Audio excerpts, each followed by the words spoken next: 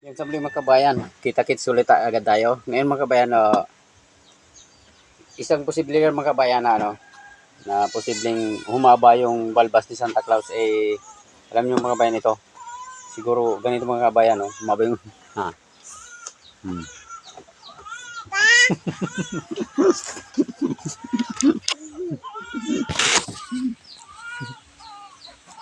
Hmm.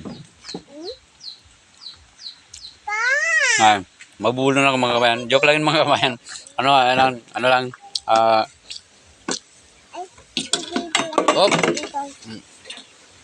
break muna sa medyo malong pan. Dito mo, joke lang muna. Ito mga kabayan, merienda tayo. So, mahaba lang kasi yung pagkaluto ng kwan, ng bihon, kaya mahaba siya. So, parang naging balbas talaga ng Santa Claus. So, mga kabayan, yun lang, joke lang naman yun. Yeah.